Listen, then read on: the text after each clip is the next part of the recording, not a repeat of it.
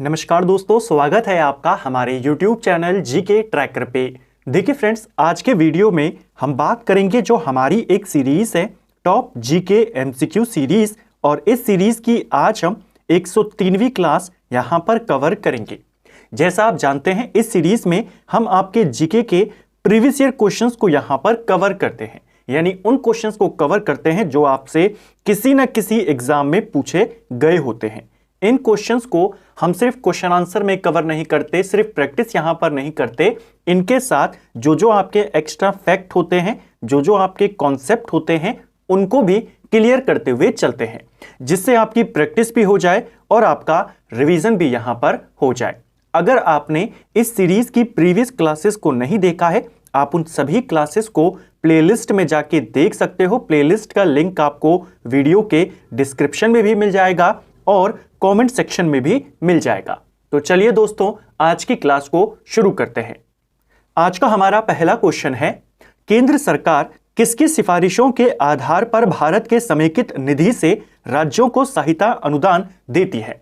समेकित निधि का मतलब है जो भारत की संचित निधि होती है उसके बारे में, यानी जितना भी भारत की कमाई होती है टैक्स कलेक्शन से, अलग अलग सोर्सेस से, जो सरकारी खजाना हम जिसको कहते हैं, उसी को कहा जाता है भारत की संचित निधि।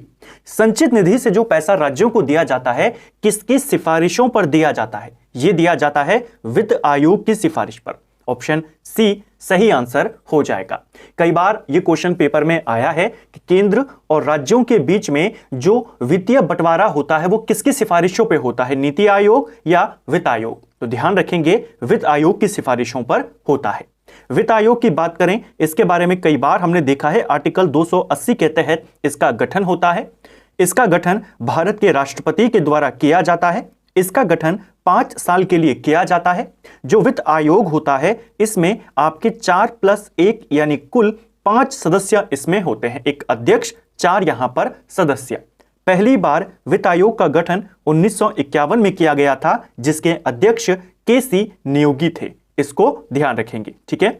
यह था केंद्रीय वित्त आयोग जो आर्टिकल 280 में बताया गया है, जिसके बारे में हम जानते हैं पंचायतों के भी वित्तीय प्रबंधन के लिए राज्य वित्त आयोग का गठन का प्रावधान किया गया है। वो किसके अंदर है? वो है आपके आर्टिकल 243 के आई वाले सेक्शन में। इस चीज को भी आपने याद करना है। यह है आपका राज्य वित्त आयोग। इसका गठन राज्यपाल करता है, हर 5 साल के लिए करता है। यह आपके पंचायतों से संबंधित है। राज्य वित्त आयोग का मतलब यह नहीं है कि राज्य सरकार के वित्त प्रबंधन को देखेगा, यह पंचायतों के लिए है, ठीक है।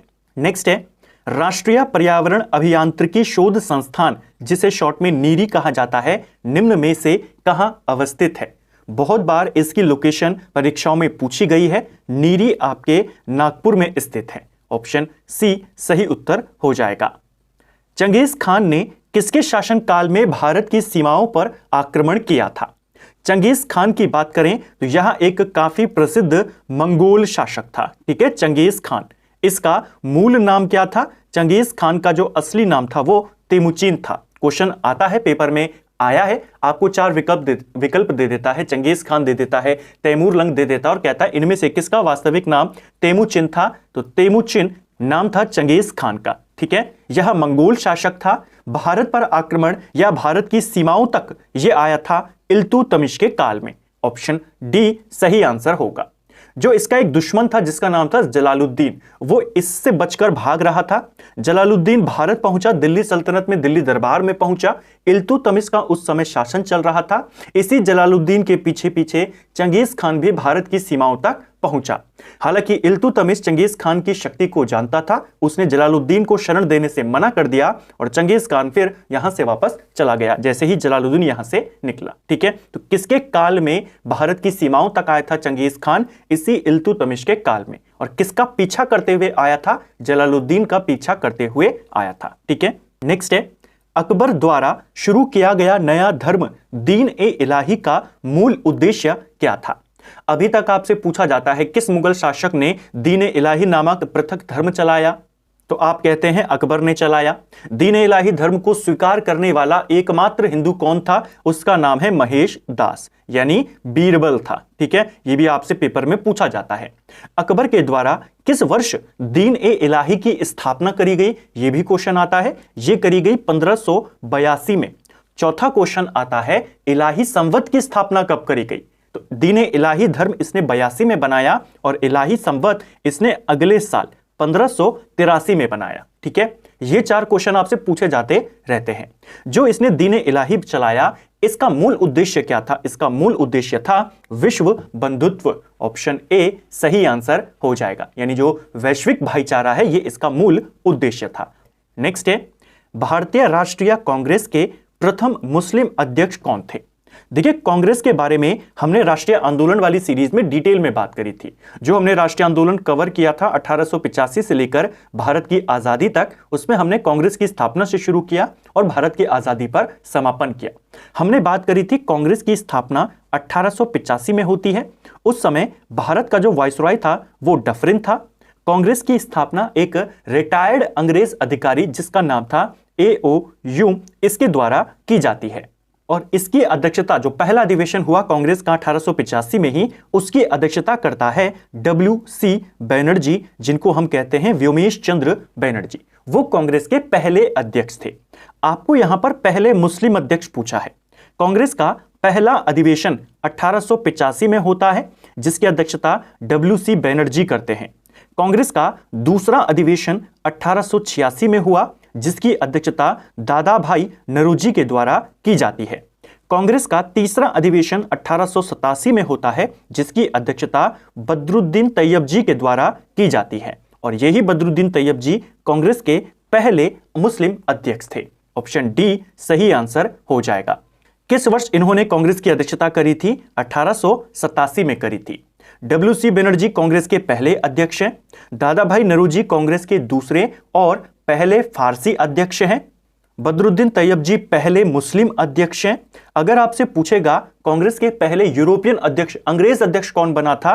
कांग्रेस का चौथा अधिवेशन 1888 में होता है, जिसकी अध्यक्षता जॉर्ज यूले के द्वारा करी गई। यह कांग्रेस का पहला विदेशी अध्यक्ष था, यानी यूरोपियन अध्यक्ष था। क्वेश्चन आता है कांग्रेस की पहली महिला अध्यक्ष कौन थी? कांग्रेस की पहली महिला अध्यक्ष 1917 में एनी बेसेंट बनी थी। और क्वेश्चन आता है कांग्रेस की पहली भारतीय महिला अध्यक्ष कौन थी? वो बनी थी 1925 में सरोजनी नायडू। ठीक है, नेक्स्ट है, मयूर सिंहासन पर बैठने वाला अंतिम मुगल सम्राट कौन था?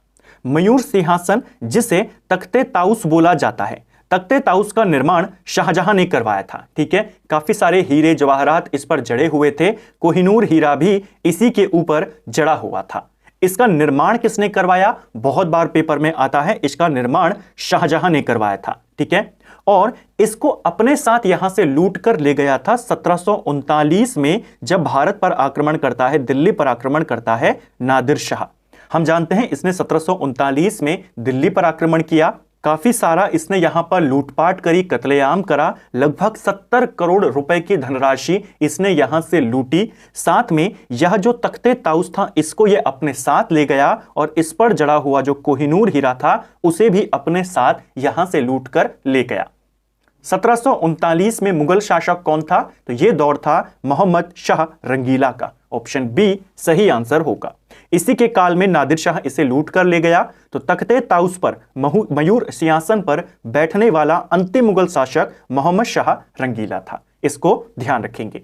तो कहां से सिंहासन आया, कहां गया, कब गया, ये सब हमने यहां पर समझा। ठीक है, नेक्स्ट है, भारत में लीड बैंक योजना की शुरुआत कब हुई थी?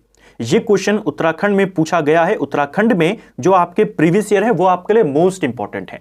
अलग अलग स्टेट्स के, सेंटर के अलग अलग एग्जाम्स के क्वेश्चंस रिपीट होते हैं, लेकिन जो उत्तराखंड के प्रीवियस ईयर्स हैं वो आपके लिए ज्यादा इंपॉर्टेंट है। ये भी उत्तराखंड में पूछा गया एक प्रश्न है। भारत में लीड बैंक योजना की अगर हम बात करते हैं, इसकी शुरुआत RBI के द्वारा करी गई थी, जो रिजर्व बैंक ऑफ इंडिया है। इसने इस योजना के तहत हर जिले में एक बैंक को लीड बैंक वहां पर घोषित किया और उस जिले में जो भी आर्थिक विकास की जिम्मेदारी थी वो उस बैंक को वहां पर देने का निश्चय किया। यह थी आपकी लीड बैंक योजना। और आरबीआई ने इस योजना को 1969 में शुरू किया था। ऑप्शन बी सही आंसर हो जाएगा। इस योजना को शुरू करने की सिफारिश किसने करी थी, क्योंकि पेपर में आया है योजना कब शुरू हुई, अगली बार आ सकता है किस समिति ने सिफारिश करी थी। एक समिति उस समय बनी थी नरीमन समिति, उसके द्वारा इस योजना की सिफारिश करी गई। कब शुरू हुई थी योजना? 1969 में। यह वर्ष काफी ज्यादा महत्वपूर्ण है अगर हम अर्थव्यवस्था की दृष्टि से देखें या बैंकिंग से जुड़े प्रश्नों को देखें। इसी वर्ष 1969 में 19 जुलाई 1969 को 14 बैंकों का राष्ट्रीयकरण किया गया था। डेट सहित पूछा जाता है, ठीक है। जो 50 करोड़ रुपए जमा धनराशि वाले बैंक थे, 14 बैंकों का नेशनलाइजेशन यहां पर किया गया, राष्ट्रीयकरण उनका किया गया। तो एक तो आपने इसको याद करना है। दूसरी बार बड़े स्तर पर बैंकों का राष्ट्रीयकरण कब किया गया था? 1980 में, जब 6 बैंकों का राष्ट्रीयकरण किया गया था, ठीक है। 1969 में जिन बैंकों का राष्ट्रीयकरण किया गया उनके जमा राशि कितनी थी? 50 करोड़ रुपए। 1980 में 200 करोड़ रुपए वाले बैंकों का राष्ट्रीयकरण किया गया, ठीक है। नेक्स्ट है, एगमार्क एक्ट भारत में कब लागू हुआ था?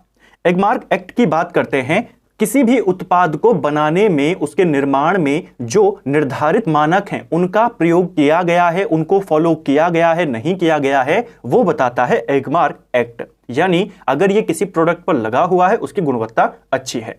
इसे भारत में लागू किया गया था 1937 में। ऑप्शन ए सही आंसर हो जाएगा। 1937 में इसको लागू कर दिया था। क्वेश्चन आएगा एगमार्क एक्ट में संशोधन कब किया गया? तो संशोधित एगमार्क एक्ट 1986 में आया। दोनों याद करेंगे, पेपर में ये वाला पूछा गया है, हो सकता है अगली बार संशोधन के बारे में पूछ ले। नेक्स्ट है, राज्यपाल के संबंध में निम्न में से क्या सही है? कुछ दिन पहले ही हमने संविधान की डिटेल क्लास में राज्यपाल के बारे में डिटेल में जाना था। चलिए देखते हैं कौन सा स्टेटमेंट सही है। एक और चीज, जो हमारी डिटेल सीरीज है, जैसे मैंने कल के वीडियो में भी कहा था, मंडे से आपकी डिटेल क्लासेस आनी शुरू हो जाएंगी। पहला कथन है यहां पर, वह विधानमंडल का अंग होता है। क्या राज्यपाल विधानमंडल का अंग होता है? बिल्कुल सही है।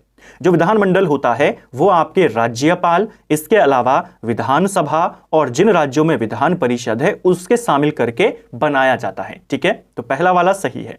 दूसरा, राष्ट्रपति के प्रसाद पर्यंत पद धारण करता है। देखिए, राज्यपाल का जो कार्यकाल है वो निश्चित नहीं है। सामान्य तौर पर ये 5 वर्षों के लिए अपने पद पर आते हैं, लेकिन ये राष्ट्रपति की इच्छा पर अपना पद धारण करते हैं। तो सेकंड वाला भी आपका सही है। तीसरा, वह मृत्यु दंड को क्षमा नहीं कर सकता। ये वाला भी आपका सही है। देखिए, भारत के राष्ट्रपति को क्षमादान की शक्तियां प्राप्त हैं, वो किसी भी क्षमादान को यहां पर कर सकते हैं, ठीक है। लेकिन अगर हम राज्यपाल के संदर्भ में बात करें, पहला क्वेश्चन तो यही आता है, क्या राज्यपाल को क्षमादान की शक्तियां प्राप्त हैं? तो बिल्कुल राज्यपाल को क्षमादान की शक्तियां प्राप्त हैं, लेकिन 2 कंडीशन है जहां पर उनको ये शक्तियां नहीं है। एक है मृत्युदंड के मामले में, और एक है आपका अगर कोई सैन्य यहां पर कोर्ट है उसके मामले में भी हस्तक्षेप राज्यपाल नहीं कर सकता, ठीक है। ये दोनों शक्तियां किसको हैं? राष्ट्रपति को हैं। तो तीनों स्टेटमेंट आपके यहां पर सही हो जाएंगे, ऑप्शन डी। नेक्स्ट है, कलिंग नरेश खारवेल की हाथी गुम्फा प्रशस्ति किस भाषा में अंकित है? देखिए, जो हाथी गुम्फा लेख है, हाथी गुम्फा अभिलेख है, इसमें किसके बारे में जानकारी दी गई है? इसमें जानकारी दी गई है कलिंग का जो काफी प्रसिद्ध राजा है, नरेश है खारवेल। क्वेश्चन आता है, राजा खारवेल का संबंध कहां से है? तो ये कलिंग के राजा थे, ठीक है। किस वंश के शासक थे? ये चेदी वंश के शासक थे। इस चेदी वंश का शासन कलिंग में था, और इस वंश का जो संस्थापक था वो महामेघवान था। इसीलिए इस वंश को महामेघवान वंश के नाम से भी जाना जाता है। तो हो सकता है आपको विकल्प में दे दे खारवेल किस वंश के हैं, तो आपने ध्यान रखना है चेदी या महामेघवान, दोनों में से आपको एक विकल्प में दिया जाएगा। संस्थापक ये थे, सबसे प्रतापी राजा खारवेल थे, ठीक है। खारवेल की जानकारी का एकमात्र स्रोत हाथी गुम्फा अभिलेख है। हाथी गुम्फा अभिलेख हमें उड़ीसा में जो उदयगिरी की पहाड़ियां हैं वहां से मिला है, और ये प्राकृत भाषा में लिखा हुआ है। ऑप्शन ए सही आंसर हो जाएगा। जो राजा खारवेल थे ये जैन धर्म को काफी ज्यादा मानते थे, जैन धर्म के प्रति इनका काफी ज्यादा झुकाव था, और जैन धर्म की भाषा ज्यादातर जिसका प्रयोग हुआ उस धर्म में यह है आपकी प्राकृत भाषा। ऑप्शन ए सही आंसर होगा। एक और चीज ध्यान रखना, यह एक तिथि रहित अभिलेख है। क्वेश्चन आता है किस राजा का तिथि रहित अभिलेख मिला है? आप कहेंगे कलिंग के राजा खारवेल का। ठीक है, और एक और मायने में यह अभिलेख इंपॉर्टेंट हो जाता है। प्रश्न आता है सबसे पहले भारतवर्ष का उल्लेख किस अभिलेख में मिलता है? वो भी इसी अभिलेख में मिलता है, इसको भी ध्यान रखना। ठीक है, नेक्स्ट है मौर्य शासन व्यवस्था में रूपदर्शक नामक अधिकारी कौन होता था? तो मौर्य काल के जो महत्वपूर्ण अधिकारी होते थे उनके पद, उनसे जुड़े हुए कार्य आपसे पूछे जाते हैं।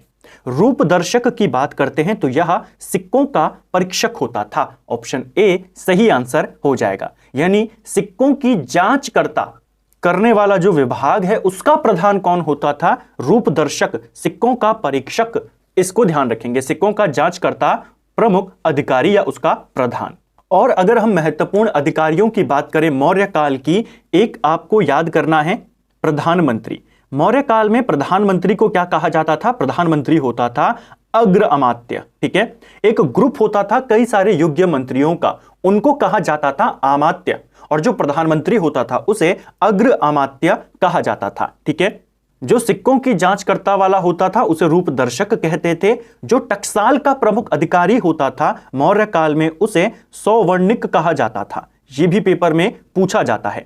जो टैक्स निर्धारण का सर्वोच्च अधिकारी होता था, कर निर्धारण का सर्वोच्च अधिकारी, उसे समहर्ता कहा जाता था। ठीक है, जो न्याय और राजस्व का अधिकारी होता था उसे राजुक कहा जाता था। इसको भी ध्यान रखेंगे, पेपर में आता है। नेक्स्ट है निम्नलिखित में से कौन सा सौर मंडल का भाग नहीं है? तो देखिए हमारे सौर मंडल में क्षुद्र ग्रह, धूमकेतु ग्रह, ये सब शामिल हैं। जो निहारिका होती है जिसे इंग्लिश में नेबुला बोला जाता है, यह धूल और गैस के बादल होते हैं। इनको तारों की नर्सरी कहा जाता है। जो हमारे स्टार्स होते हैं, तारे होते हैं, इनका जन्म इसी निहारिका में होता है। धूल और बादलों की जो ये बनी होती है, इसे सौर मंडल का पार्ट नहीं माना जाता। तो ऑप्शन डी इसका सही आंसर हो जाएगा। निहारिका क्या है? निहारिका एक ब्रह्मांडीय नर्सरी है, इसमें कई सारे तारों का जन्म होता है। प्रश्न आता है सभी तारों का जन्म किस में होता है? आप कहेंगे निहारिका में होता है, और ये धूल, गैस, बादल, इन सब के कणों से मिलकर बनी होती है। इसे सौर मंडल का पार्ट नहीं मानते। ठीक है, नेक्स्ट है भारतीय परमाणु ऊर्जा कार्यक्रम के जनक किसे माना जाता है? कुछ दिन पहले हमने भारत में ऊर्जा संसाधन को देखा था, उसमें हमने भारत के सारे परमाणु रिएक्टरों को देखा, परमाणु कार्यक्रम की जानकारी को देखा। भारत में परमाणु ऊर्जा कार्यक्रम का जनक H.J. भाभा को माना जाता है। पूरा नाम होमी जहांगीर भाभा। इन्हीं के निर्देशन में, इन्हीं के कहने पर, इन्हीं के आदेश पर 1948 में परमाणु ऊर्जा आयोग का गठन यहां पर किया गया था। दो डिपार्टमेंट जैसा मैंने कहा था आपको याद करने हैं, एक है परमाणु ऊर्जा आयोग और एक है परमाणु ऊर्जा विभाग। तो आयोग बना है 48 में, विभाग बना है आपका 54 में, दोनों याद करेंगे। ठीक है, इन्हीं के निर्देशन में यह सब हुआ था। नेक्स्ट है भारत में पहला मकबरा जो शुद्ध इस्लामी शैली से निर्मित हुआ। तो शुद्ध इस्लामिक शैली पर बनने वाला जो पहला मकबरा है भारत का, वो बलबन का मकबरा है। ऑप्शन बी सही आंसर होगा। क्वेश्चन आता है बलबन के मकबरे का निर्माण किसने करवाया? तो इसका निर्माण खुद बलबन ने ही करवाया था। ठीक है, और ये शुद्ध इस्लामी शैली से बनने वाला भारत का पहला मकबरा है। नेक्स्ट है अशोक के किस अभिलेख में दक्षिण भारतीय राज्यों के उल्लेख यहां पर किया गया है? तो देखिए हमने जब घटना चक्र वाली हमारी सीरीज थी, जब हमने मौर्य साम्राज्य के बारे में बात करा, एमसीक्यू के बारे में प्रीवियस ईयर क्वेश्चंस के अंतर्गत, तो हमने देखा अशोक के दो इंपॉर्टेंट शिलालेख हैं जिसमें हमें दूसरे राजाओं की जानकारियां मिलती हैं। एक है उसका दूसरा शिलालेख और एक है उसका 13वां शिलालेख। अशोक का जो दूसरा शिलालेख है उसमें हमें दक्षिण भारतीय राज्यों, खास तौर पे जो संगम राज्य थे जिसमें आपके चोल थे, पांड्य थे, उनकी जानकारी मिलती है। और जो 13वां शिलालेख है इसमें हमें जो विदेशी हैं उनके बारे में जानकारी मिलती है। ठीक है, जो विदेशी साम्राज्य थे इसके समकालीन, उसकी जानकारी 13वें शिलालेख में है, और जो इसकी दक्षिण की सीमा पर यानी दक्षिण भारत के वंशों की जानकारी इसके दूसरे मुख्य शिलालेख में मिलती है। ऑप्शन ए सही आंसर है। नेक्स्ट है किस अनुच्छेद के तहत किसी राज्य की विधानसभा में 500 से अधिक और 60 से कम सदस्य नहीं हो सकते? देखिए आपसे बहुत बार पेपर में आता है कि विधानसभा में सदस्यों की मैक्सिमम संख्या कितनी है और मिनिमम संख्या कितनी है? मैक्सिमम आप कहते हो 500, मिनिमम आप कहते हो 60। अब पेपर में पूछा गया ये बात किस आर्टिकल में कही गई है? हमने देखा था जब हमने विधानमंडल के बारे में पढ़ा, आर्टिकल 170 कहता है कि विधानसभा में 500 से ज्यादा और 60 से कम सदस्य नहीं हो सकते। ये मैक्सिमम है, ये मिनिमम है। आर्टिकल 170 इसका आंसर हो जाएगा। हालांकि कुछ राज्यों में यह अपवाद है, कुछ राज्यों में 60 से भी कम सीटें हैं, जैसे नागालैंड में 40 है, मिजोरम में 40 है, गोवा में 40 है, पुदुचेरी में 33 है, इस प्रकार। ठीक है, नेक्स्ट है, किस संविधान संशोधन के द्वारा राष्ट्रपति को कोई भी मामला मंत्रिपरिषद द्वारा पुनर्विचार किए जाने के लिए वापस भेजने का अधिकार दिया गया था? देखिए, जब मंत्रिपरिषद यानी केंद्र सरकार, जब कोई विधेयक पास होता है लोकसभा से, राज्यसभा से, संसद से, वो जाता है राष्ट्रपति के पास। पहले हमारे संविधान में कोई व्यवस्था नहीं थी, हाल बस ये माना जाता था कि अगर संसद ने पारित कर दिया, राष्ट्रपति उस पर सहमति दे देगा। हालांकि ये बात कहीं पर कही नहीं गई थी संविधान के अंदर। तो 1976 में हुआ ये कि 42वां संशोधन किया गया और उसके तहत संविधान में जोड़ दिया गया कि राष्ट्रपति को मंजूरी देना अनिवार्य है, उसके पास कोई विकल्प नहीं है। इस चीज को 42वें संशोधन के तहत संविधान में जोड़ दिया गया। अब 42वां संशोधन हुआ था आपातकाल के दौरान।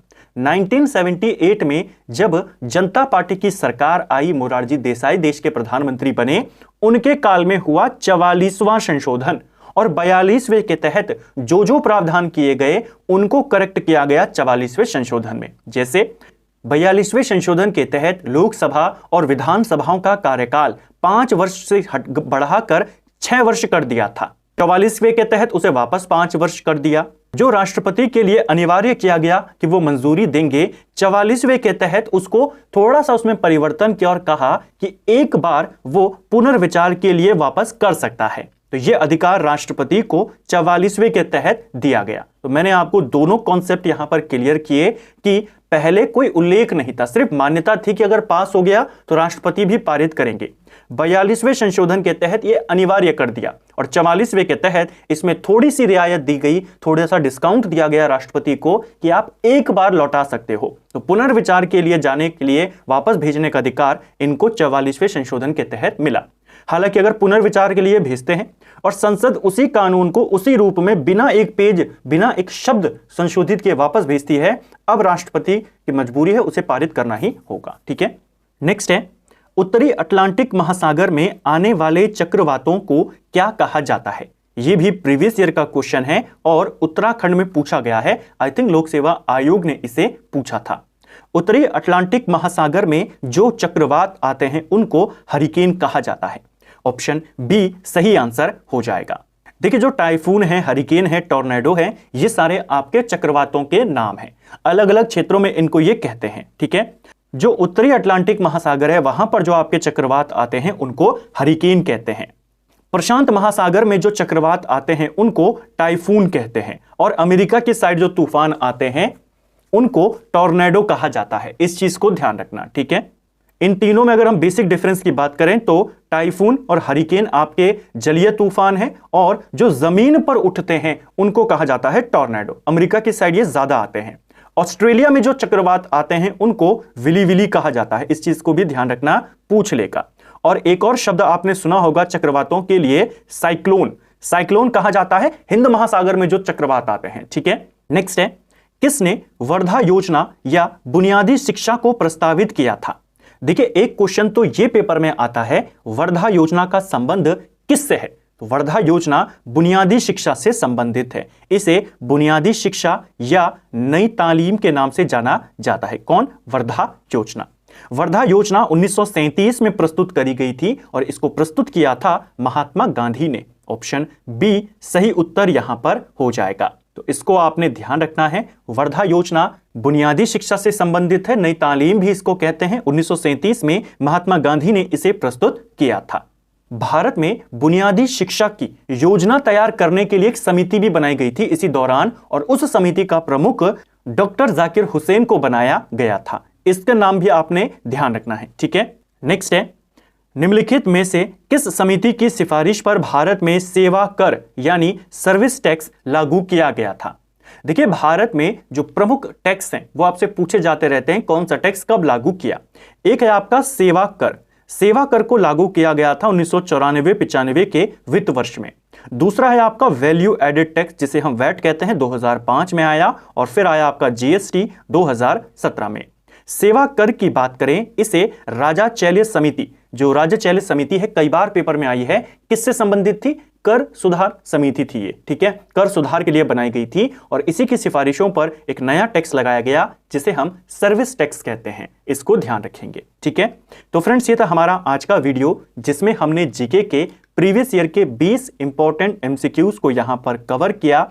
ना सिर्फ क्वेश्चन आंसर को देखा, उनसे जुड़े हुए एक एक पॉइंट को यहां पर कवर करने का प्रयास किया, ताकि आपका एक अच्छा सेशन यहां पर हो सके, जीके की एक अच्छी प्रैक्टिस आपकी हो जाए और रिवीजन भी आपका हो जाए।